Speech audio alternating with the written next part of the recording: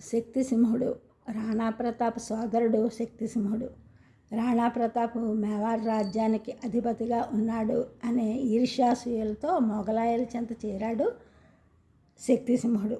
యుద్ధభూమిలో గుర్రమైన చేతక్ పై స్పృహ తప్పిబడి ఉన్న ప్రతాపుడిని చేతక్ శత్రువుల బారి నుండి తప్పించి ఆరావళి పర్వత ప్రాంతానికి తీసుకువచ్చింది. ఆ విధంగా వస్తున్న చేతక్ వెంటపడి ఇద్దరు మొగలాయులతో పాటు శక్తిసింహుడు అన్నను చంపి అక్బర్ మెప్పు పొందాలనే ఉద్దేశంతో వస్తున్నాడు. అలా వస్తున్న శక్తిసింహుడు అన్న దేశభక్తితో స్వదేశ సంరక్షణ కోసం పడరాని పాటలు పాడటం కళ్ళారా చూశాడు.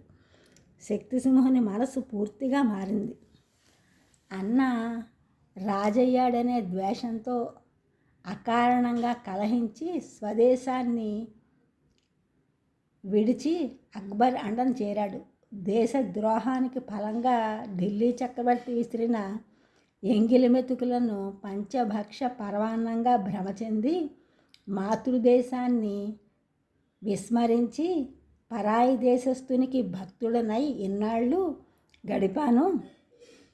ఇప్పుడు ఈ సమరంలో మేవాడు వీరుల పోరాటాన్ని చూచిన తరువాత తన ప్రవర్తనకు తానే సిగ్గుపడుతూ నిజంగా అన్నయ్య మేవాడు ఆశాజ్యోతి, హిందూ సూర్యుడు, భారత భాగ్య విధాత అట్టి స్వాతంత్ర సమరుడు తన కళ్ళెదుటే పరవీరుల కరవాలాలకు ఎరగవడమా? లేదు, అలా జరగడానికి వీలు లేదు.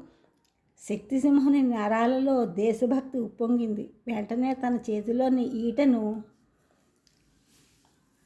రివ్వును విసిరాడు. ముందు వెడుతున్న గుర్రంపై ఉన్న సైనికుడు ఉన్నపళంగా చావుకేక పెట్టి కూలిపోయాడు. రెండవ సైనికుడు ఆశ్చర్యంతో అశ్వాన్ని ఆపి పడిపోయిన సహచరుని చూశాడు. భయంతో వెనుదిరిగి చూచేంతలో శక్తిసింహుడు తన ఖడ్గంతో అతడి తలను ఎగరగొట్టాడు. అతని మొండెం నుండి చిమ్మిన రక్తంతో సింహుని ముఖం తడిసిపోయింది. ఈ ఛానల్ చూసిన వారందరూ కూడా సబ్స్క్రైబ్ చేయండి, షేర్ చేయండి, లైక్ చేయండి, కామెంట్ చేయండి. సబ్స్క్రైబ్ చేసిన వారందరూ కూడా కృతజ్ఞతలు, షేర్ చేసిన, లైక్ చేసిన, కామెంట్ చేసిన అందరికీ కూడా ధన్యవాదములు.